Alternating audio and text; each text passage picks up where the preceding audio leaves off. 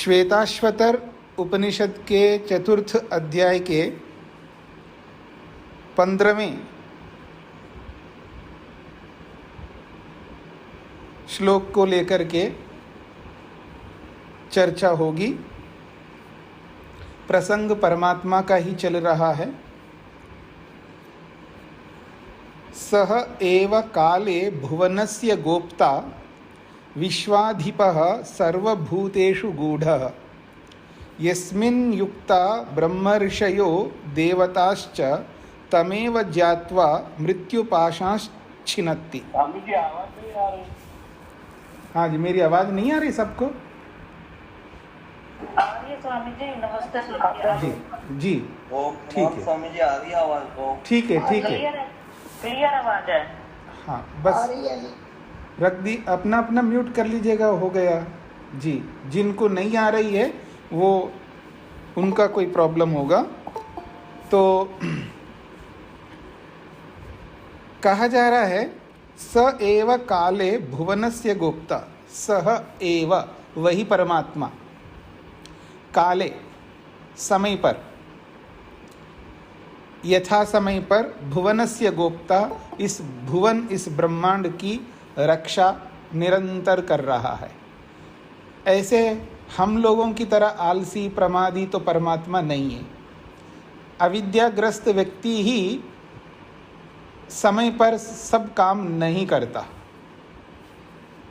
समय रहते सब काम वो व्यक्ति नहीं करता जो अविद्याग्रस्त होता है। और हम इस विषय में बहुत एक्सपर्ट्स हैं, कुशल हैं कि समय बीत जाने पर हमको समझ में आता है। पर परमात्मा समय रहते ही सब काम करता है। इसलिए कहा जा रहा है स एव काले, समय पर, अर्थात जो जिस वक्त जिस आत्मा को क्या करना है, शरीर धारण कराना है, किस योनि में भेजना है, कौन सा फल देना है, किस स्तर का फल देना है, कैसा कर्म है, किस, हर बात को समय पर यथावत वो सबका ध्यान रखता है। इसलिए भुवनस्य गोप्ता, वो इस भुवन, इस ब्रह्मांड का वो रक्षक है। विश्वाधिपा, इसलिए उसको विश्व का स्वामी कहते हैं, मालिक कहते हैं। सर्वभूतेषु गूढ़ः, वो सभी प्राणियों में, सभी पदार्थों में, जड़ चेतन समस्त पदार्थों में छुपे हुए हैं।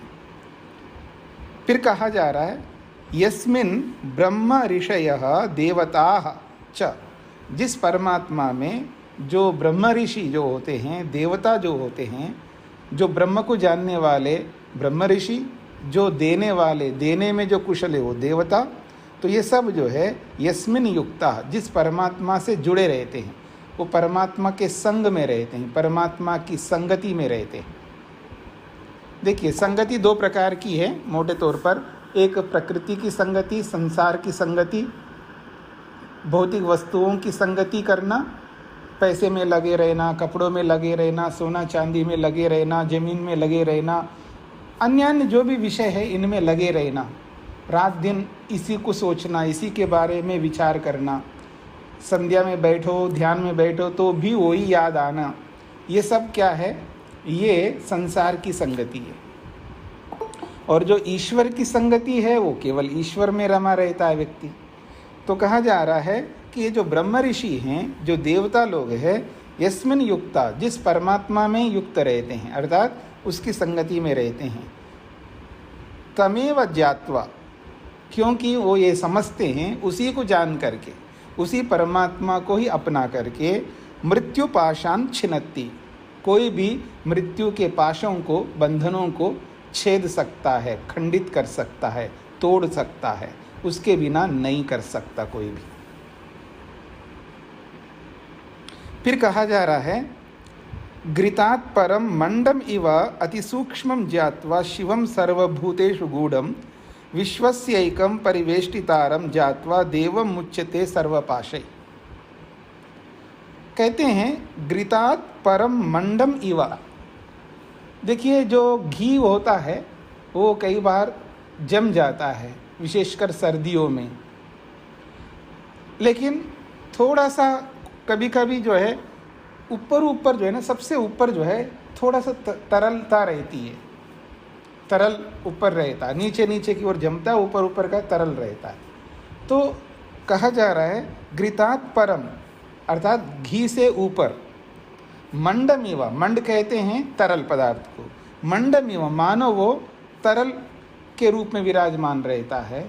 तो नीचे तो जमा हुआ है वो स्थूल हो गया, ठीक है जी, जमा हुआ जो है ठोस पदार्थ के रूप में स्थूल हो गया, और जो तरल पदार्थ है वो उस जमे हुए की अपेक्षा से सूक्ष्म हो गया। तो जैसे घी के ऊपर तरल घी सूक्ष्म होता है, ठीक उसी प्रकार से परमात्मा जो है समस्त पदार्थों में विराजमान होकर के वो सूक्ष्मता से विराजमान है, सब जगह विराजमान है, सब जगह कार्य करता है, लेकिन वो सूक्ष्म है, और वो भी सामान्य नहीं, अति सूक्ष्म, बहुत सूक्ष्म है। तो ऐसे ही जैसे कोई व्यक्ति जड़ पदार्थों में स्थूल से सूक्ष्मता की ओर बढ़ता हुआ सूक्ष्मताओं को समझता है, वैसे परमात्मा की सूक्ष्मता को ज्ञात्वा, जान करके ही व्यक्ति, क्यों? क्योंकि वो सूक्ष्म इसलिए सर्वभूतेषु गूढ़म, सब पदार्थों में वो छिपे हुए हैं, अति सूक्ष्मता से छिपे हुए हैं। ऐसे शिवम, कल्याणकारी परमात्मा को जान करके क्या होगा आगे बताया जाएगा।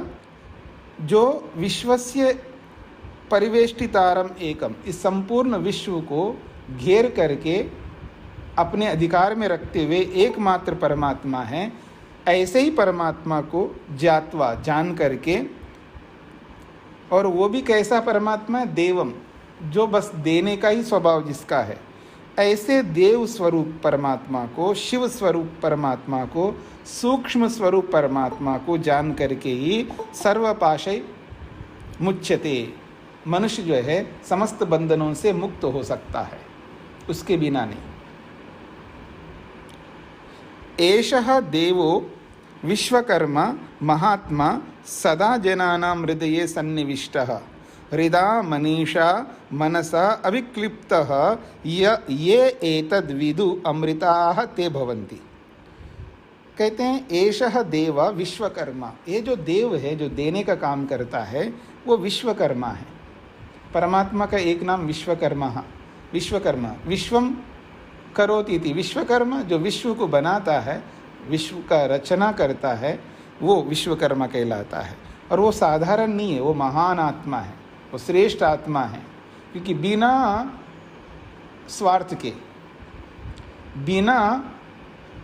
स्वार्थ के याद रखना, बिना प्रतिफल के इस संपूर्ण ब्रह्मांड को वो बनाता है, इसलिए वो महान आत्मा है, महात्मा है। और सदा जनानम हृदय सन्निविष्ट, हमेशा समस्त प्राणियों के हृदयों में विराजमान होते हैं। ऐसे उस परमात्मा को मनसा, मन से, कैसे मन से? हृदय मनसा, अंदर आंतरिक मन से, ऊपर ऊपर से नहीं, आंतरिक मन से, और मनीषा और विवेक से, अभिक्लिप्ता, प्राप्त किया जाना चाहिए, उसको प्राप्त किया जाता है या उसको प्राप्त करते हैं ये जो लोग। तो ये एतद् विदु, जो लोग इस बात को इस तरह समझते हैं कि उस परमात्मा को आंतरिक मन से, विवेक से प्राप्त किया जाता है, ऐसे जो लोग जानते हैं, ते अमृता भवन्ति, वो अमर हो जाते हैं, वो मोक्ष को प्राप्त होते हैं, बाकी लोग नहीं। आगे बढ़ते हैं जी। यदा अतमः तन्न दिवा न रात्रि न सत् न च असत् शिव एव केवलः तदक्षरं तत्सवितुर्वरेण्यं प्रज्ञा च तस्मात् प्रसृता पुराणी। बड़ी अच्छी बात कही जा रही है। कहते हैं यदा अतमः, जब आदमी के अंदर तम निकल जाता, तम का मतलब अंधकार, या यूँ कहिए अविद्या, जब व्यक्ति के जीवन में से अंधकार रूपी अविद्या हट जाती है, जब अविद्या ही नहीं है उसके जीवन में, तो कहा जा रहा है तत्, उस स्थिति में न दिवा, उसके लिए कोई दिन होता है, न रात्रि, न उसके लिए कोई रात होती है। और ना ही सत, उसके लिए कोई ये जो सत, ये जो संसार है सत्ता के रूप में जो दिखाई दे रहा है, उसके लिए कोई मान्य नहीं रखता ये सत। फिर कहा न च असत, नहीं उसको असत, जो कारण पदार्थ है, रॉ मटेरियल्स हैं जो भी है, जैसे हम कार्य पदार्थों के साथ तो चिपके रहते ही है, उसके साथ साथ रॉ मटेरियल के साथ भी जुड़े रहते हैं, उसको भी छोड़ना नहीं चाहते। कुछ समझ में आ रहा है? नहीं आ रहा है ना? बड़ी अच्छी रोटी बनाई है पत्नी ने, ठीक है ना, जो आपके अनुरूप, हाँ ठीक है जी। कभी कभी कोई ऐसा भोजन होता है जो बहुत अच्छा लगता है, वो बना हुआ है और उसका जो रॉ मटेरियल है और बनाया जा सकता, वो स्पेशल चीज़ है जो कोई भी, उससे भी तो प्यार होता है ना, प्रेम होता है ना। अभी तो बना नहीं हो, ठीक है ना। कोई कपड़ा बहुत अच्छा लगा आपको, मतलब ड्रेस बना दिया उसने आपने, वो आप खड़े होकर के उसको बता के समझा करके ऐसे ऐसे बनाओ, बना दिया उसने, पर उस कपड़ा का अभी है, आप कपड़ा बचा हुआ आपके पास में, उससे प्रेम तो रहेगा ना आपको। ऐसे तो है ही नहीं है, उससे प्रेम नहीं है आपको। एक मैं मोटे उदाहरण दे रहा हूँ, इससे सूक्ष्म उदाहरणों को भी आपको तेल बुद्धि से अनुभव करना है, ठीक है जी। तो कहने का अभिप्राय है, कार्य पदार्थों से तो हमें प्रेम है ही, लेकिन उन कार्यों के जो कारण हैं उनसे भी प्रेम है। तो कहा जा रहा, सत का मतलब है जो विद्यमान है।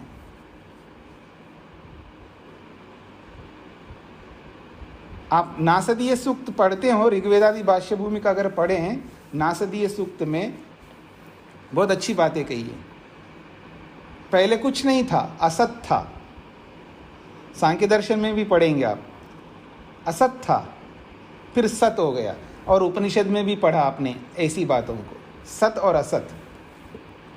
तो व्यक्ति को सत में भी रुचि होती है और असत में भी रुचि होती है, कार्य में भी और कारण में भी। इसलिए आदमी खुरेद खुरेद कर पूछता है, क्या कारण है बताओ ना, कैसे हुआ ये, कारण बताओ। अरे आप फल खाओ ना, गुठली के पीछे क्यों दौड़ रहे हो, फल खाओ। नहीं, आप थोड़ा वो पीछे का भी बताओ, कारण भी जानना चाहता व्यक्ति। कारण में भी आकांक्षा, अभिलाषा, रुचि, प्रेम, लगाव रहता है व्यक्ति के अंदर। तो कहा जा रहा है, चाहे उसके लिए न दिन है, न रात है, न कार्य पदार्थ रूपी सत है, न कारण पदार्थ रूपी असत है, क्योंकि वो दिखता नहीं है कारण, इसलिए वो असत है।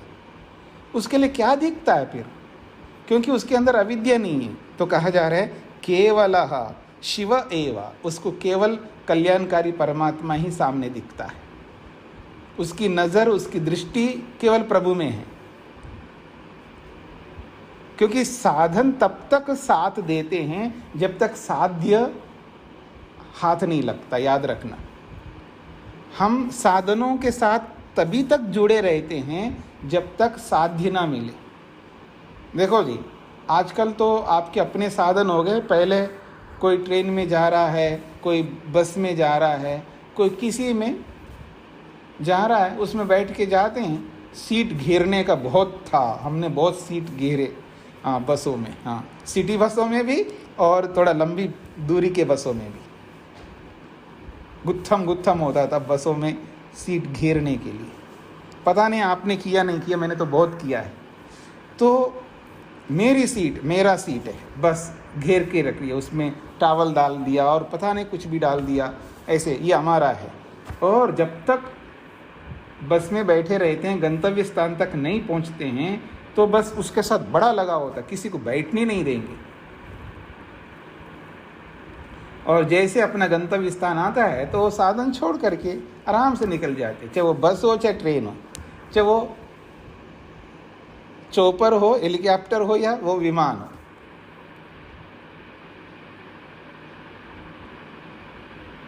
छोड़ना ही पड़ेगा। तो कहा जा रहा है,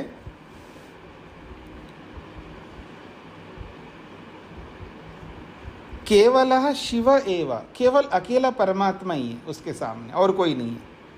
और वो कौन है? तद अक्षरम, वो अविनाशी है, कभी नष्ट नहीं होने वाला है, अक्षर को प्राप्त नहीं होता। तत् सवितुः, वो सविता है, संपूर्ण ब्रह्मांड को उत्पन्न करने वाला है। वरेण्यम, और अपनाने योग्य है, वरणीय है, अपनाने योग्य है। और वो कैसा है? प्रज्ञा स्वरूप है, ज्ञान स्वरूप है। इसीलिए कहा जा रहा है तस्मात् पुराणी प्रसूता प्रसृता, तस्मात् उसी परमात्मा से पुराणी, ये जो अनादिकाल से प्रवाह से चली आ रही है सृष्टि, ये पुरानी, बहुत पुरानी है। उसी परमात्मा से ही इस पुरानी ये जो सृष्टि है वो प्रसृता, फैली हुई है, यानी उत्पन्न हुई है। उसी परमात्मा से ही ये सृष्टि बनी है, ये इसका अभिप्राय है। अब 19वां मंत्र है, 2 मंत्रों के एक एक पंक्ति को जोड़ दिया है। यजुर्वेद में 32वें अध्याय के दूसरे और तीसरे मंत्र की एक एक पंक्ति को जोड़ करके यहाँ एक मंत्र बना दिया, और बहुत महत्वपूर्ण है। नैनम ऊर्ध्वम न तिर्यम च न मध्ये परिजग्रभत न तस्य प्रतिमा अस्ति यस्य नाम महद्यशः। ये यजुर्वेद के 32वें अध्याय के दूसरे और तीसरे मंत्रों के एक एक पंक्ति को लिया है। तो कहते हैं उस परमात्मा को न ऊर्ध्वम न एनम ऊर्ध्वम, परमात्मा को, या इस परमात्मा को कहिए, उस परमात्मा को कहिए, या परमात्मा को कहिए, एनम का मतलब है इसको, इस परमात्मा को न ऊर्ध्वम, ऊपर से, यानी ऊपर से आप नहीं मिल सकते, अथवा यूँ कहिए ऊपर से प्राप्त नहीं कर सकते। देखिए मेरी ओर, देखो जी क्या करें, ऊपर वाला जाने, बोलते ना आप, ऊपर वाला, तो भगवान ऊपर से आपको नहीं मिलेगा, इसका ये अर्थ है। न ऊर्ध्वम, न ऊपर से आपको मिलेगा, न तिर्यंचम, तिर्यंचम का मतलब है न बाएं ओर मिलेगा न दाएं ओर मिलेगा। देखिए वो इस्लाम वाले, मुस्लिम वाले एक विशिष्ट दिशा की ओर करते हैं ना मुख, इस दिशा में न दाएं ओर आपको भगवान मिलेगा न बाएं ओर मिलेगा, न ऊपर की ओर मिलेगा न नीचे की ओर मिलेगा। इसलिए कह रहे हैं न मध्य, न बीच में मिलेगा। तो कह रहे एनम न एनम ऊर्ध्वम न एनम तिर्यंचम न एनम मध्य परिजग्रभत।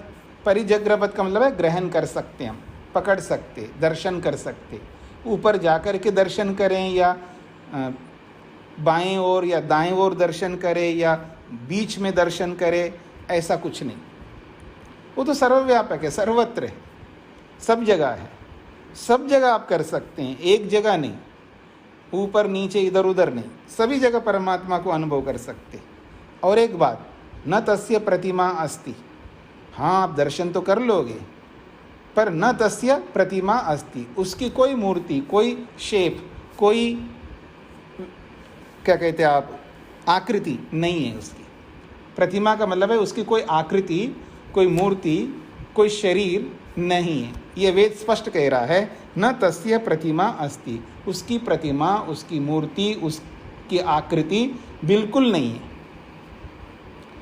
और एक बात, यस्य नाम महद्यशः, बहुत अच्छी बात कही जा रही है, जिसका नाम स्मरण करना, जिसका नाम स्मरण करना, जिसको याद करना, जिसकी भक्ति करना, उपासना। नाम का मतलब है उसका नाम स्मरण है ना, जैसे जप करते, उसका जप करना या उसका ध्यान करना, तो उसको याद करना अपने आप में महद यशः, महान यशकारी है, बहुत यश को देने वाला है। जो परमात्मा को याद करता है, मतलब केवल जवानी खर्च से नहीं, जैसे कोई ओम ओम ओम ओम ओम ओम ओम ओम ओम ओम ओम, या कोई राम राम राम राम राम राम राम, या ऐसा कोई कृष्ण कृष्ण कृष्ण हरे कृष्ण हरे कृष्ण हरे कृष्ण, क्या है, हरे कृष्ण कृष्ण कृष्ण हरे, जो भी है, तो चाहे आप कुछ भी कितना ही बोलो, वो तो वही वाली बात है ना, मुंह में राम बगल में छुरा। ये जवानी खर्च वाला नाम नहीं, व्यवहार में, व्यवहार में, व्यवहार में अगर हम परमात्मा को क्रियाओं में, जो भी प्रैक्टिकली जो क्रिया रूप में जब परमात्मा को स्मरण करते हैं, तो उसके लिए महद यशः, उसके लिए महान यश प्राप्त होगा। वो महान बन जाएगा, उसको यश ही यश मिलेगा, क्योंकि वो कोई पाप नहीं कर सकता ना, उसका नाम बहुत होगा। इसलिए उसको ऊपर जाके कहीं बाएं ओर दाएं ओर नीचे कहीं ऐसे ढूंढने मत जाओ। कहीं गुफाओं में जाकर के लोग पता नहीं कहाँ कहाँ भटकते रहते हैं, कहाँ कहाँ जाते परमात्मा के लिए। कहीं जाने की जरूरत नहीं, भगवान सब जगह है।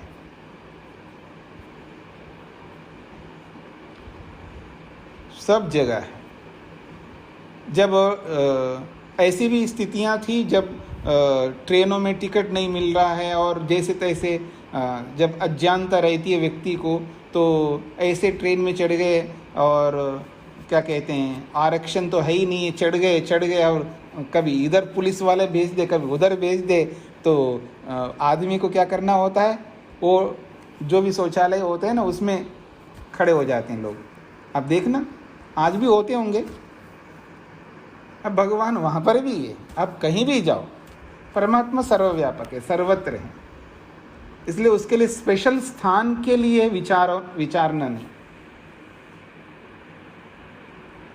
और आप बिल्कुल इधर देखिएगा, हाँ जी, हाथ लगाना नहीं, अभी मैंने स्नान किया है, धुले हुए कपड़े पहना है, अभी मेरे को पूजा करनी है, हाँ मेरे को हाथ नहीं लगाना, मेरे पास नहीं आना, यहाँ कोई नहीं बैठना है, ये आसन बिल्कुल अलग है। चाहे आप नया आसन बिछाओ, स्नान कर लो, धुले हुए कपड़े पहन लो और कितना ही आप शुद्धि रखो, मन अशुद्ध है, यदि मन गंदा है, मन अपवित्र है, ये बाहर का कुछ भी आडंबर जो है ना, दिखावा, जिसको कहते ढोंग, ये जो बाहर का ढोंग है कोई काम आने वाला नहीं।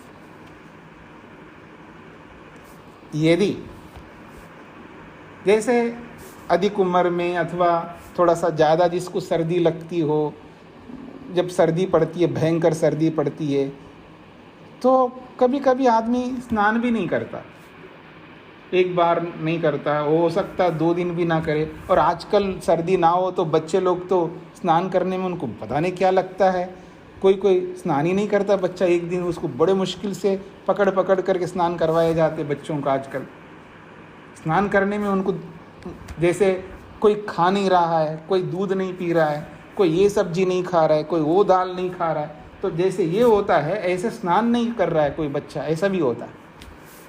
तो स्नान नहीं किया किसी कारण से, कोई बात नहीं है, स्नान नहीं की इसलिए हवन में नहीं बिठाया जा रहा है। लोग बड़े कड़क होते हैं, इसने स्नान नहीं किए क्यों आया यहाँ पर, दूर बैठो, बाहर यज्ञशाला से बिल्कुल बाहर आ जाओ, स्नान नहीं किया।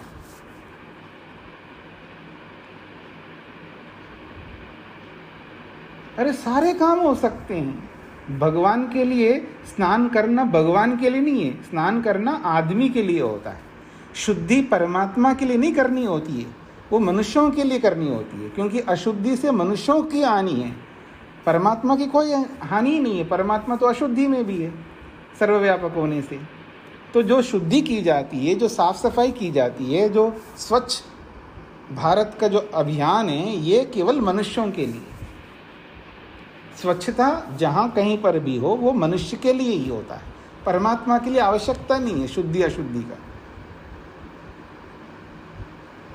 हाँ, परमात्मा के लिए आवश्यकता है काम, क्रोध, लोभ, मोह, ईर्ष्या, अहंकार, जो ये दोष हैं, जिसको आप दोष कह सकते, क्लेश कह सकते हैं, हाँ, ये हटाना, ये शुद्धि करना आवश्यक है।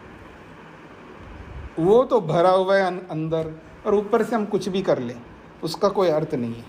तो इसलिए कहा जा रहा है उस परमात्मा को ढूंढना है तो सर्वत्र है, कहीं जाने की जरूरत नहीं है। और एक बात, उसकी कोई प्रतिमा नहीं है। न संदृशे तिष्ठति रूपम अस्य न चक्षुषा पश्यति कश्चनैनम हृदस्थम मनसा य एनम एवं विदुः अमृतः ते भवन्ति।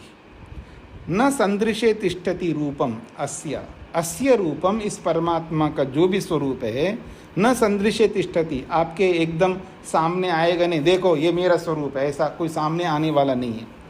संदृश्य का मतलब है किसी आदमी के सम्मुख उसका स्वरूप ऐसे नहीं आएगा, उसके लिए आपको मेहनत करना पड़ेगा। क्यों नहीं आएगा? क्योंकि चक्षुषा न पश्यति, उसको आंखों से देख ही नहीं सकते। कश्चन एनम, कश्चन कोई भी व्यक्ति, एनम इस परमात्मा को, न चक्षुषा पश्यति, वो आंखों से नहीं देख सकता है। इसलिए कोई किसी के सामने ऐसा आएगा नहीं, हाँ जी दिखाओ जी कहाँ है भगवान, भगवान भगवान बोल रहे हो ना, दिखाओ कहाँ पर है भगवान। भाई आपके सामने मैं नहीं ला सकता, कोई नहीं ला सकता। क्यों? उसको आंखों से कैसे दिखाएंगे? आंखों से देखने वाली है ही नहीं वो वस्तु,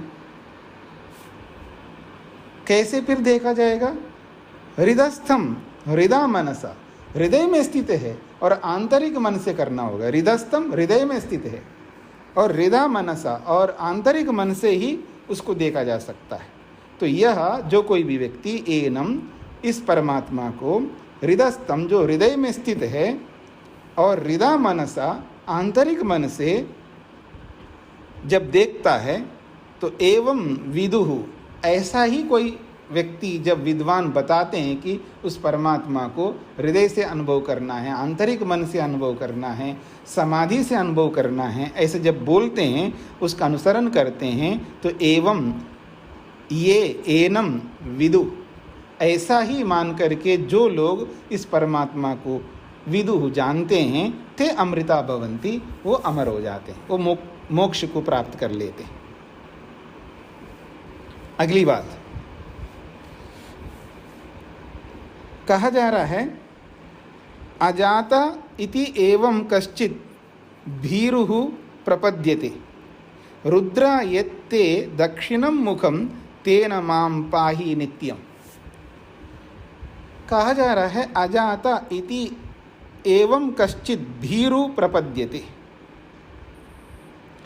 परमात्मा अजाता, अजाता का मतलब है जन्म नहीं ले सकता।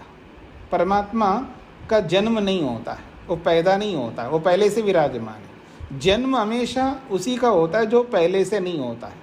हमारा भी जन्म शरीर का जन्म हो रहा है, क्योंकि शरीर पहले से नहीं है हमारा, आत्मा तो पहले से ही है, इसलिए आत्मा का जन्म भी नहीं होता। जीवात्मा का भी जन्म नहीं होता, परमात्मा का जन्म नहीं होता, और न ही सत्वर स्तंभ का जन्म होता है। जन्म केवल इस ब्रह्मांड का ही होता है और इस शरीर का, ब्रह्मांड में स्थित इस शरीर का भी होता है, क्योंकि ब्रह्मांड का एक अवयव है ये शरीर हमारा। तो जन्म उसी का होता है जो कार्य पदार्थ का। तो जो कारण हैं, जो पहले से विराजमान हैं, उनका कोई जन्म नहीं होता। तो इसलिए कहा जा रहा है न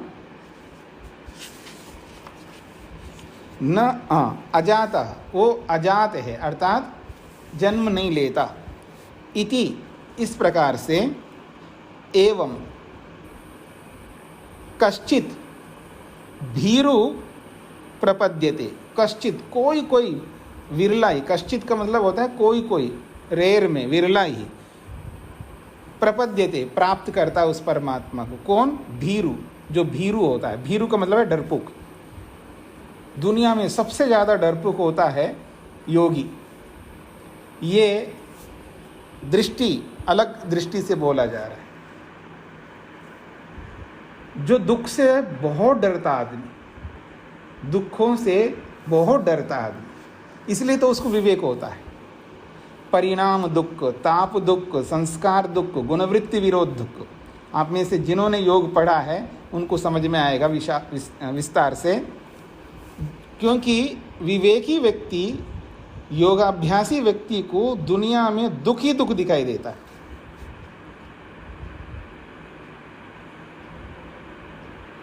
और जो अविवेकी होता है उसको सुख ही सुख दिखाई देता है। ये समझना आसान नहीं है। बोल तो कोई भी बोल सकता है, प्रवचन के रूप में तो क्या है, जिसको बोलना आता है तो वो कोई भी बोल सकता है।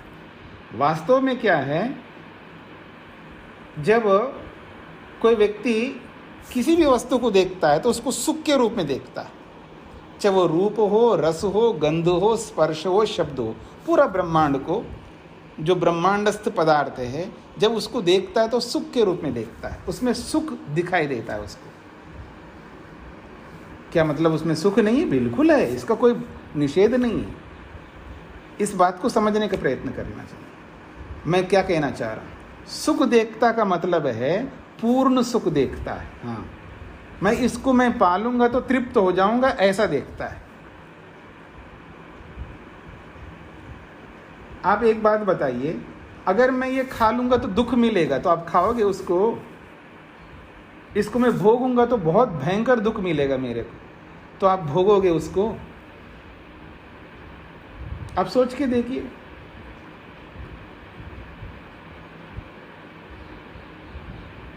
आप मेरी ओर देखिएगा, काला नाग है, एकदम डंक मारने के लिए आ रहा है आपके सामने, और भयंकर विष भरा हुआ उसके अंदर, और आपको पता है कि ये डसलेगा तो मुश्किल हो जाएगा, तो आप उसके सामने आओगे? नहीं आओगे। क्यों? आपको पता है ये दुखदाई है।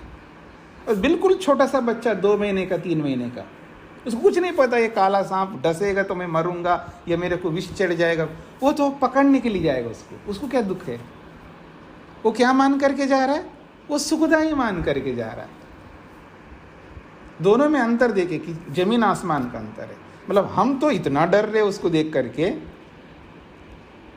स्वप्न में भी आ जाए ना, स्वप्न जो है वास्तविकता नहीं, स्वप्न में डर जाता आदमी, स्वप्न में भी वास्तव में आ जाए तो कितना डरेगा आदमी। यानी हम बड़े समझदार जानकार लोग हैं और हम तो डर रहे हैं, और छोटे से बच्चे को कोई डर नहीं। क्यों? वो इसलिए उसको पकड़ने के लिए दौड़ रहा है क्योंकि उसको सुख स्वरूप दिख रहा है और हमको दुख स्वरूप दिख रहा है। सेम यही स्थिति योगी की होती है। वो इस संसार के समस्त पदार्थों में परिणाम दुख को देखता है, परिणाम दुख, ताप दुख को देखता है, संस्कार दुख को देखता है और गुणवृत्ति विरोध दुख को देखता है। चारों दुख देखता है उसे, चारों दुख दिखाई देते, सुख भी दिखता है और 4 सुख के साथ में 4 दुख दिखाई देते। सुख की मात्रा कितनी है और दुख की मात्रा कितनी, ये समझ लीजिएगा। मैं ये बोलूं कि एक रोटी है, रोटी छोड़ दीजिएगा। अभी दिल्ली में रहते हैं, आम खा रहे हैं क्या आजकल? हमको तो नहीं मिल रही यहाँ पर। वो जो चौसा इस तरह के जो लास्ट में आते हैं ना आम, ठीक है ना, खा रहे होंगे ना आप लोग, दिल्ली लोग। हाँ, थोड़ा सा ऊपर कहीं थोड़ा सा ऐसा दब गया या ऐसा कुछ हो गया, उसको काट करके खाओगे नहीं खाओगे? आप खाते हो ना। एप्पल होता है ना, सेब, हाँ, ऊपर से ठीक दिखता है, जब उसका छिलका हटाते हैं ना, वहाँ कुछ ना कुछ ऐसे काला काला सा होता है, उसको हटाते नहीं हटाते आप? क्या फ़र्क पड़ता है, हटा दो ना, हटा के खाते ही है ना आप। तो जो हटा रहे हैं वो खाने योग्य नहीं है, वो थोड़ा सा है, और खाने योग्य कितना है? ज़्यादा है।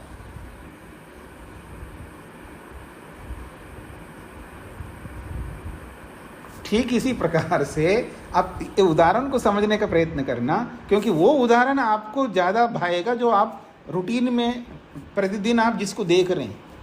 तो ऐसा ही योगी को प्रत्येक वस्तु में दुख ज़्यादा दिख रहा है, इसलिए वो उसको दुख रूप देखता है, और हमको सुख ज़्यादा दिखता है आम के समान या सेब एप्पल के समान। हमको सुख ज़्यादा दिख रहा है, इसलिए हम उसको अपनाना चाहते हैं और वो छोड़ना चाहता है। अंतर ये है दोनों में। तो कहा जा रहा है, कहाँ चले हम? हाँ, भीरू। भीरू का मतलब है डरपोक, डरता है, दुख से डरता है आदमी। और दुख से डरना कायरता नहीं है, बुद्धिमत्ता है। देखो ये क्या बोलते, भगोड़ा है, ये भगोड़ा है। हम लोगों को तो भगोड़े कहते हैं, हाँ याद रखना। ये भगोड़े लोग हैं, सब छोड़ छाड़ के गए हैं, जिम्मेदारियों से जो है भाग गए ये लोग, भगोड़े लोग हैं। मतलब दुख से डर के भागे हुए ये लोग हैं, दुख से डर के भागे हुए। मतलब दुख से डरना बहुत बड़ा काम है, बहुत अच्छा, जिसको कहते हैं बहुत बड़ा गुण है दुख से डर के भागना। इसलिए योगीराज श्री कृष्ण को बड़े शान से नाम लिया, रणछोड़, ठीक है ना। उसको दुख दिखाई, इनसे मैं जीत नहीं सकता, बस धूम मिला करके क्या बोलते आप, यूं भाग गए वहां से। उसको कहा रणछोड़, क्योंकि दुख दिखाई दिया उनको, यहाँ जीत नहीं सकते। तो जहां दुख है वहां से भागना बुद्धिमत्ता है। दूसरी बात, जब बड़े दुख को न आने देने के लिए, बहुत बड़े दुख को न आने देने के लिए, बहुत बड़ा दुख से बचने के लिए छोटा दुख जब लिया जाता है, फिर वो दुख रूप नहीं होता, वो सुख रूप होता है। अर्थात उसके कारण से बड़े दुख से हम बच सकते हैं। जैसे विद्यार्थी है, पढ़ने वाले बच्चे हैं, उनको सुबह जल्दी उठना है, उनको इच्छा नहीं होती जल्दी, उनको उठाना बड़ा मुश्किल होता है। छोटे बच्चों को रूटीन है, उनको स्कूल में रोज जाना है, लेकिन फिर भी वो उठना नहीं चाहते। अगर छुट्टी का दिन आ जाए ना, मतलब संडे का दिन, जो भी अवकाश का दिन आता है, उनको ऐसा लगता है आप सो जाओ, हमें उठाना नहीं। आप बोल भी देते हैं कल हमारी छुट्टी है, अवकाश है, आप उठाओ मत। यानी उनको सोना बड़ा अच्छा लगता है, और उनको कोई उठाए उनको बुरा लगता है। तो ये जो बात है, इसको समझना हमें ये है कि यहाँ पर जो डर है वो दुख से है। तो बड़े दुख से बचने के लिए छोटा दुख लेना, क्योंकि अगर नहीं उठेगा तो विद्या कैसे मिलेगी, बच्चे स्कूल में उनका ग्रोथ कैसे होगा। तो वो छोटे मोटे दुखों को छोड़ना पड़ेगा बच्चों को, मतलब छोटे मोटे सुखों को छोड़ना पड़ेगा। मतलब सो जाना या ना पढ़ना, या उनको कोई टोकना नहीं। आप कितना ही टीवी देखो जी, आप कितना ही मोबाइल में खेलो, कितना ही वीडियो गेम्स खेलो, ये करो, उनको टोकेंगे तो दुख मिलेगा, लेकिन उस दुख को लेना होगा उनको, क्योंकि बड़े दुख से बचे हैं। तो ऐसे ही बड़े दुख से बचने के लिए छोटे दुखों को लेना। दूसरी बात, बड़े सुख को पाने के लिए छोटे सुखों को छोड़ देना। बड़े सुख को पाने के लिए छोटे मोटे सुखों को त्याग करना, यह बुद्धिमत्ता है। और बड़े बड़े दुख से बचने के लिए छोटे छोटे दुखों को अपनाना, ये भी बुद्धिमत्ता है। तो इसलिए जब डर जो होता है, वो डर इसलिए नहीं डर रहा है वो व्यक्ति कि इससे मेरे को परेशानी है, वो इसलिए डर रहा है कि बड़े दुख से बचने के लिए वो वहाँ से भाग रहा है। क्योंकि अगर ऐसा मैं यहीं फंसा रहूँगा, जबकि मेरे को समझ में आ गया कि ये दुखदाई है, तो मैं क्यों यहाँ दुखी होता रहूँ, जहाँ सुख है वहाँ चला जाऊँ। इसलिए वह इस दुख से डर करके जाता है। तो कहा जा रहा है कश्चित, कोई भीरु, डरा हुआ व्यक्ति, प्रपद्यते, उस परमात्मा को प्राप्त होता है, हर कोई नहीं। क्यों? वो रुद्र, वो न्यायकारी है। उनको पता है अगर मैं यहीं रहूँगा तो पाप करता रहूँगा, और फिर न्यायकारी परमात्मा रुद्र मेरे को दंड देता रहेगा। तो रुद्र यत्ते दक्षिणम मुखम, उस रुद्र का जो दक्षिण मुख है, यानी जो उसका रुद्र है न्यायकारी है, लेकिन उसका जो दायां मुख है, यानी दायां अंग जो है, वो उसका जो है दया का है। तो कहा जा रहा है यत्ते दक्षिणम मुखम, जो उस परमात्मा का दाएं ओर जो मुख है, यानी दया रूपी मुख है, तेना माम पाही नित्यम, उसी दया से हमारी रक्षा निरंतर करते रहना प्रभु। ये परमात्मा से प्रार्थना की जा रही है। अध्याय का अंतिम श्लोक नहीं है, ये मंत्र है, ये यजुर्वेद का मंत्र है। 16वें अध्याय का 15वां मंत्र है, बहुत अच्छा मंत्र है। मानस्तोके तनये मानम आयुषी, मानो गोषु मानो अश्वेषु रीरिषः, वीरान् मानो रुद्र भामिनो वदीर अविष्मन्तः, सदमित्वा हवामहे। तो कहते हैं परमात्मा से प्रार्थना की जा रही है। यहाँ परमात्मा है रुद्र, न्यायकारी परमात्मा। तो कहा जा रहा है हे रुद्र, हे परमात्मन, नह, हम सबके जो भी हमारे संबंध में जो भी है, तोके कहते हैं जो अभी अभी पैदा हुआ बच्चा है, जो बिल्कुल पुत्र, जो अभी अभी उत्पन्न हुए नया नवीन शिशु जो है, उनको माँ रीरिषा, उनको दुख नहीं देना, माँ हिंसी, उनको दुख नहीं देना, उनको कष्ट नहीं देना। आपने पैदा किया है तो उस छोटे छोटे बच्चों को हम बिल्कुल ढंग से देखभाल कर सके, क्योंकि परमात्मा थोड़ा आकर के देखभाल करेगा। वो तो देखभाल करने का सारे देखभाल करने के सारे साधन दिए, बुद्धि है, शरीर है, इंद्रियां हैं और अलग अलग जो भी व्यवस्थाएं जो है परमात्मा ने की है, उसका देखभाल तो माँ को करनी है, परिजनों को करना है। तो ईश्वर के माध्यम से प्रार्थना करते हुए अपने आप को अलर्ट किया जा रहा है, अपने आप को सचेत किया जा रहा है, अपने आप को सावधान किया जा रहा है। जब भगवान से जब प्रार्थना की जाती है उसका अर्थ है कि मैं ऐसा करूं। हाँ, इसको समझने का प्रयत्न करिए। हे परमात्मा मेरी रक्षा करो। अगर ऐसा हाथ जोड़ करके बैठे रहें और सामने आ रहे शत्रु और हमें मारने के लिए, और हम बैठ के और आंख बंद करके कबूतर की तरह, और हे भगवान आप रक्षा करना, तो भगवान आकर के रक्षा नहीं करेगा। हे परमात्मा आप मेरी रक्षा करो का मतलब है, हे परमात्मा आपने मेरे को जो बुद्धि दिया वो इस बुद्धि का उपयोग करने का अवसर आया।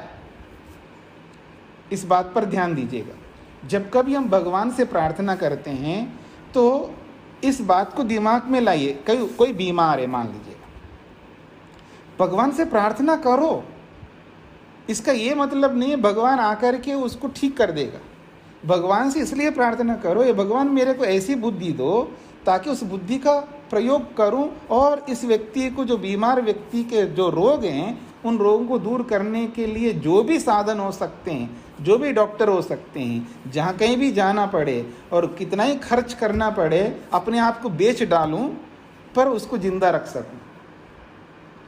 तो अपनी बुद्धि का प्रयोग करके उसको ठीक करने के लिए हमको मेहनत करना, ना कि बस आप ही ठीक करोगे। अब भगवान आके थोड़ा ठीक करेगा, रोग को ठीक करने का काम डॉक्टरों का है।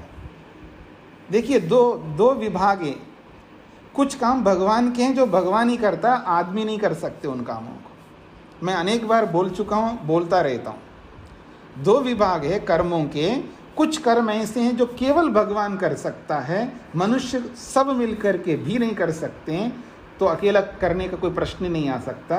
भगवान के कार्यों को भगवान ही करता है, भगवान के कार्यों को मनुष्य कभी नहीं कर सकते। दूसरी बात यह है कि मनुष्यों के कार्यों को मनुष्य ही करेंगे, भगवान आकर के उन कार्यों को नहीं करेंगे। मनुष्य नहीं कर पा रहे इसलिए मैं आके कर लूं, ऐसा नहीं,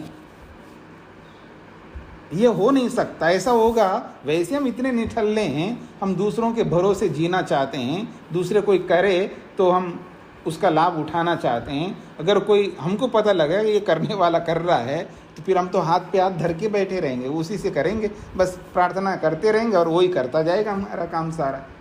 ऐसा नहीं हो सकता। भगवान के काम भगवान करेगा, हमारा काम हम करेंगे। फिर प्रार्थना इसलिए करनी चाहिए ताकि अपने आप को सावधान रख सके, अपने आप को अलर्ट रख सके, अपनी बुद्धि का प्रयोग कर सके, एक बात। दूसरी बात, जब प्रार्थना करते हैं तो हमारे में जो अहंकार आ सकता है ना, वो अहंकार नहीं आएगा। प्रार्थना नहीं करेगा तो अहंकार आएगा, मैंने किया। हाँ, क्या समझते, मैंने अपने खून पसीने करके मैंने मेहनत किया, मैंने सारा एम्पायर मैंने खड़ा किया है, मेरे बिना कोई कर ही नहीं सकता। ये ऐसा जो अहंकार है, वो अहंकार को समाप्त करने के लिए प्रार्थना की जाती है। तो एक अहंकार की समाप्ति के लिए और अपने आप को सावधान रखने के लिए, ताकि हम कोई गलती ना करें। और भगवान ने जितने भी साधन दिए उन सब साधनों का प्रयोग करते हुए हर प्रकार से हम जो भी कर सकते हैं, किसी की रक्षा के लिए, किसी को स्वस्थ रखने के लिए, किसी को उन्नति की ओर ले जाने के लिए, किसी को अवनति से बचाने के लिए, जो कुछ भी कह सकते हैं आप, वो सारे काम हम कर सकते हैं। तो इसलिए यहाँ पर कहा जा रहा है, न हमारे तो के माँ हिंसी कहिए या रीरिषा, उन पर क्रुद्ध मत होना, उन पर क्रोध मत करना। ये भगवान अर्थात उनके ऊपर ऐसे दंडपात, ऐसा दंड नहीं देना, अर्थात वो दंड देने का काम हम ना करें। तो माँ न तो क्या, हमारे पुत्रों की रक्षा करो। तनये, ये तनय का मतलब भी पुत्र होता है, ये बड़े पुत्र है, ये तो बिल्कुल शिशु है जो अभी अभी पैदा हुए हैं। और तनये जो है बड़े हैं, जो जितने भी बड़े हैं वो सब बड़े हमारे जो पुत्र हैं उनकी भी रक्षा करो। माँ न आयुषी, हम सबकी जो आयु है वो बराबर बनाए रहे, बरकरार रहे, हमारी आयु घटे नहीं है। जो आपने हमको 100 साल दिया है वो 100 साल तक हम जीते रहें, और उसके लिए जो भी हमें प्रबंध करना है सुरक्षा की दृष्टि से, अधिक जीने के लिए वो हमें करना ही है। तो मानः आयुंषी, हमारी जो आयु है वो भी बनी रहे। मानः गोषु, हमारे जितने भी गाय हैं और गाय के अतिरिक्त जो भी भैंस है, जो भी दूध देने वाली जितने भी पशु हैं, वो सब जो है सुरक्षित रहे। क्योंकि गोशु शब्द से केवल गायों को नहीं लिया, बहुवचन में इसलिए दिया है, और पशु जो दूध देने वाले जितने भी पशु उन सबको लिया है। ऐसा ही महर्षि स्वामी दयानंद ने अर्थ किया है। फिर कहा मानः अश्वेषु, जो हमारे जो घोड़े हैं, अश्वेषु में भी बहुवचन है, इससे भी परम ऋषि ने घोड़े, खच्चर, गधे, जो भी ये हमको लाने ले जाने के काम करते हैं, चाहे मनुष्यों को चाहे भार को ढोने का काम करते हैं, उन सब को, उन पशुओं को भी, जो लाने ले जाने के काम करने वाले पशु है, उनको भी रीरिषा, उनको भी सुरक्षित करना, उनको दुख ना पहुँचे। फिर कहा वीरान मानः, हे रुद्र, हमारे जो वीर पुत्र है, वीर है, क्षत्रिय है, उनको भी आप सुरक्षित रखना। और भामिनः, कई बार क्या है, ये जो वीर लोग होते हैं ना, कई बार भामिना थोड़ा सा गुस्से में आ जाते हैं अथवा थोड़ा अहंकार में आ जाते हैं। जो हमारे अविद्या के कारण से, किसी न किसी कारण से भामिना, जो अविद्याग्रस्त होकर के अहंकार में आने वाले जो हमारे वीर है, उनकी भी माँ हिंसी, उनकी हिंसा मत करना, उनको दुख नहीं देना। और हम सब मिलकर के हे रुद्र परमात्मन अविष्मंतः, अविष्मंतः हवि से युक्त होकर के, अविषाद विधेमा बोलते हैं ना वहाँ पर लोग, तो वही हविष है यहाँ पर। अविष्मंत मतलब है हवि लेकर के। तो हवि क्या है, बाहर की हवि भी होती है। हवि का मतलब है सामग्री, जो भी, जैसे हवन में हम घी डालते हैं या जो भी डालने योग्य पदार्थ है, वो सब हवि कहलाता है। तो एक तो बाहर डालते हैं तो वो है, और जो अंदर ही यज्ञ, आत्मयाज, जब आत्मयाजी व्यक्ति होता है, अंदर ही अंदर अपनी आत्मा को आहूत करता है या अपनी योग्यताओं को परमात्मा को समर्पित करता है, वो आत्मयाजी कहलाता है, यानी आंतरिक यज्ञ करता है। तो उन हवियों को लेकर के आपके पास हम आ रहे हैं, अर्थात आपकी स्तुति करने के लिए। अविष्मंतः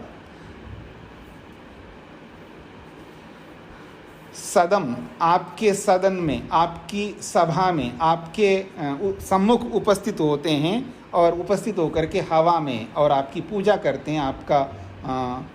आपकी पूजा कहिए, आपकी अर्चना कहिए, आपकी उपासना कहिए, हवा में है। हम आपकी उपासना करेंगे, आपकी प्रार्थना करेंगे, आपसे याचना करेंगे, ताकि हमारे जितने भी पुत्र पुत्री, हमारे जितने भी निकट के लोग और हमारे लिए जो सुख देने वाले पशु हैं वो, और हमारे जो देश की रक्षा करने वाले जो वीर है वो, ये सब सुरक्षित रहे, इनको दुख ना मिले, यही प्रार्थना हम आपसे करना चाहते हैं, ऐसा ये मंत्र कहता है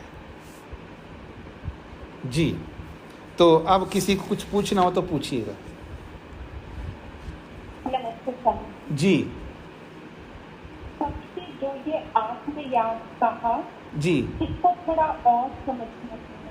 आत्मयाजी का मतलब देखिएगा, यज्ञ आपने सुना है ना, पंचमा यज्ञ में 5 यज्ञ होते हैं, तो एक ब्रह्म यज्ञ भी कहलाता है। तो ब्रह्म यज्ञ का अर्थ ही होता है आत्मयाजी, यानी आत्मा से यजन करना।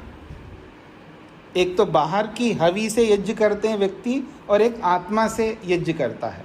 और आप स्वाध्याय जब करते हो कि आर्याभिविनय पुस्तक है या ऋग्वेदादि भाष्य भूमिका पुस्तक है, उसमें यह संस्कार विधि, उसमें भी आयुर्यज्ञेन कल्पन्ताम, मनोयज्ञेन कल्पन्ताम, प्राणो यज्ञेन कल्पन्ताम, एक बहुत बड़ा यजुर्वेद का मंत्र है, ठीक है ना।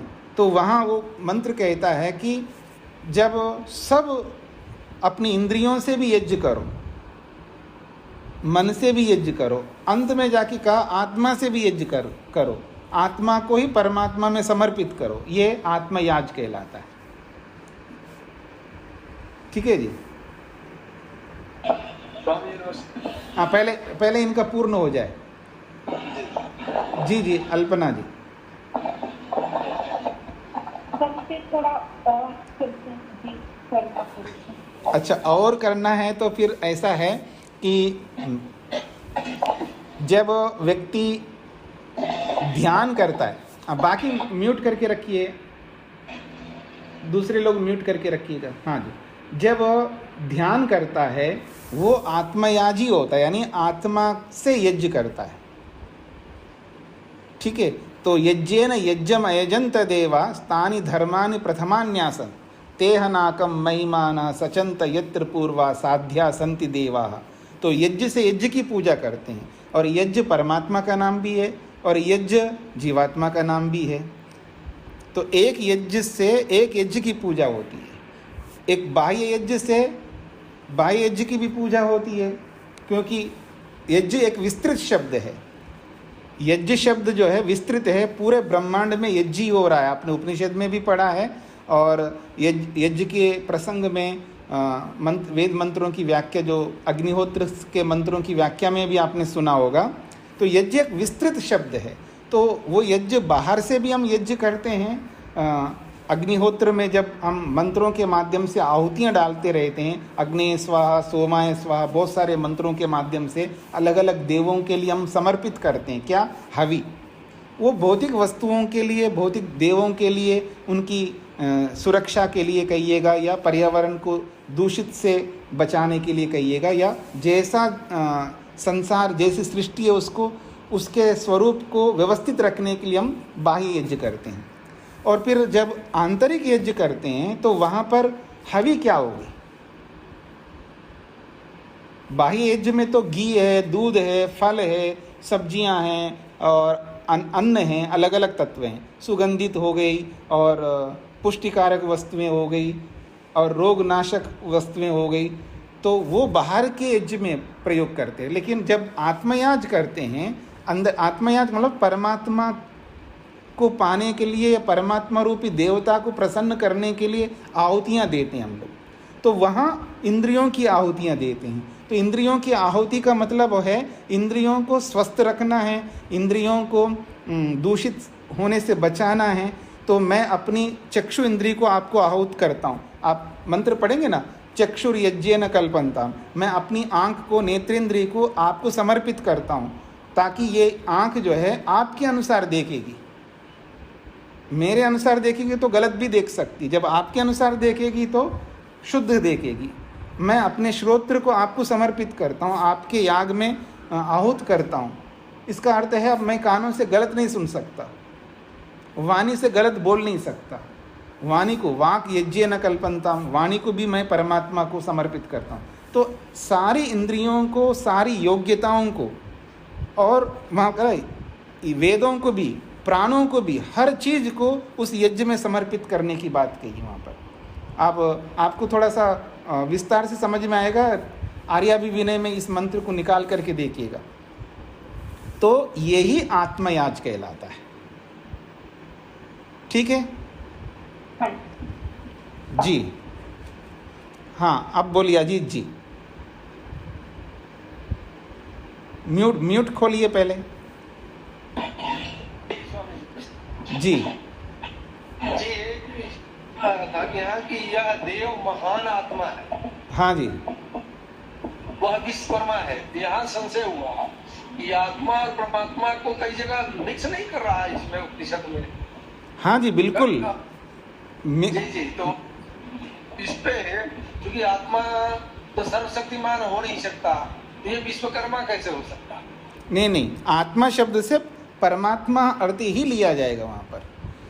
अच्छा।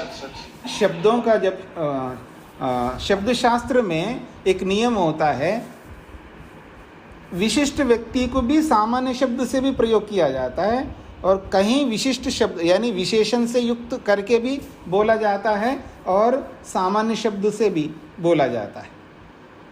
तो कहीं महात्मा भी बोलेंगे, कभी आत्मा बोलेंगे उसको, कहीं पुरुष भी बोलेंगे, कहीं परम पुरुष भी बोलेंगे, कहीं ब्रह्म भी बोलेंगे, कहीं परम ब्रह्म बोलेंगे। तो ये शब्द शास्त्र की अपनी एक अलग स्थिति है। शब्दों की जो संरचना होती है, जो छंदबद्ध श्लोक या सूत्र होते हैं, वहाँ उन सब बातों को ध्यान में रख कर के देखा जाता है कि कहीं कॉमन वर्ड डालना है, कहीं विशेष शब्द डालना है। ऐसा है। तो ये जो पुरुष है, परम पुरुष है, ब्रह्म है, पर ब्रह्म है, इनमें कोई भेद नहीं है ज्यादा है क्या? स्थिति अवस्था एक ही रहती है सब? नहीं नहीं, प्रसंग के अनुसार आत्मा शब्द का अर्थ जीवात्मा होता है, प्रसंग के अनुसार आत्मा शब्द का परमात्मा होता है। प्रसंग के अनुसार ब्रह्म शब्द जीवात्मा भी होता है, ब्रह्म शब्द अन्न भी होता है, ब्रह्म शब्द बहुत सारी वस्तुएं होती हैं, और प्रसंग के अनुसार वो परमात्मा भी होता है। ऐसे सभी शब्दों के लिए ले सकते हैं आप। फिर ये परम का जो प्रयोग करेंगे हम, जब परम ब्रह्म कहेंगे तो फिर वो परमात्मा होगा। जी जी जी, ये परम शब्द का प्रयोग कई जगह आदमी का परम पूज्य ऐसा हम बोलते हैं, तो क्या ये उचित है या? हाँ ठीक है, वो प्रसंग के अनुसार परम पूज्य का मतलब है जो जितने भी पूज्य जन हमारे सामने बैठे हैं उन सबसे अधिक पूज्य है, तो कोई बात नहीं, कह सकते हैं। के लिए प्रयोग किया जा सकता है हाँ, परम के। शब्द तो देखिए, जब कोई अपना नाम ओंकार रखता है तो अब हम क्या कर सकते हैं, रखेगा तो उसको ओंकार पुकारेंगे, ओम प्रकाश पुकारेंगे।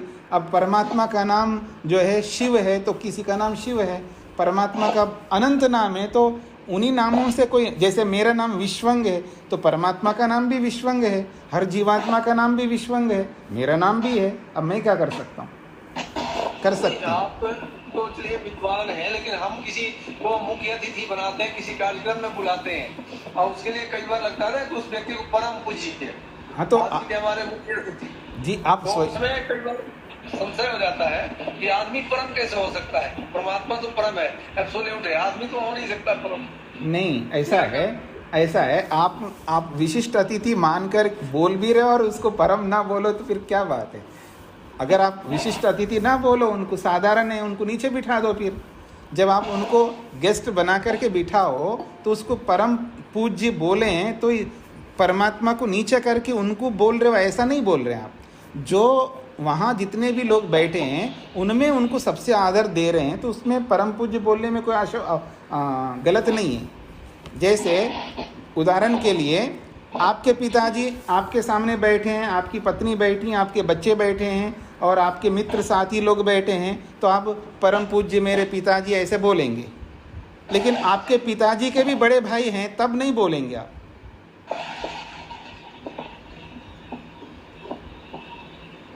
ये तो अपने स्वाध्याय के आधार पर मैंने निर्णय लिया था कि परम शब्द का प्रयोग तो केवल परमात्मा के लिए ही होना चाहिए। नहीं। मेरी अपनी सोच उसमें थी। नहीं, ऐसा कोई नियम नहीं है, ऐसा कोई नियम नहीं है। किसी का परमेश्वर नाम है, किसी का नाम भगवान नाम है, तो हम क्या कर सकते हैं? तो उसको नहीं बोलेंगे क्या? बोलेंगे, पर वहाँ उसको परमेश्वर कह रहे हैं, हम उस व्यक्ति को कह रहे हैं, भगवान को नहीं कह रहे हैं।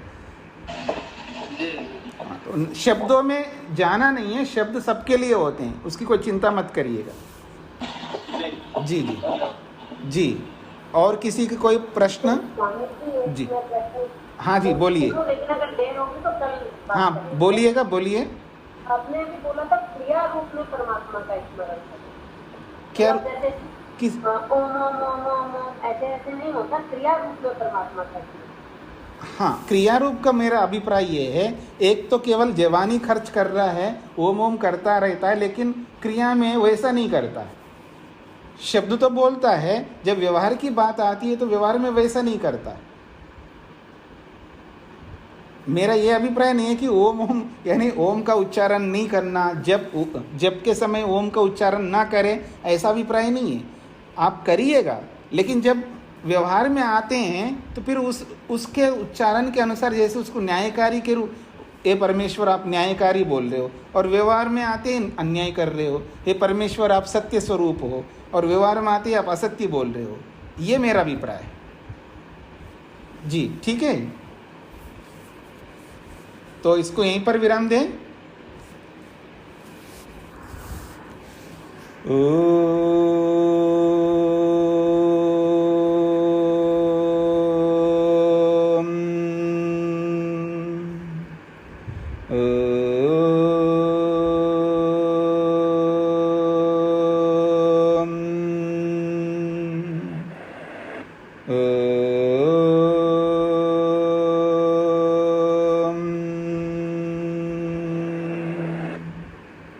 सभी को नमस्ते।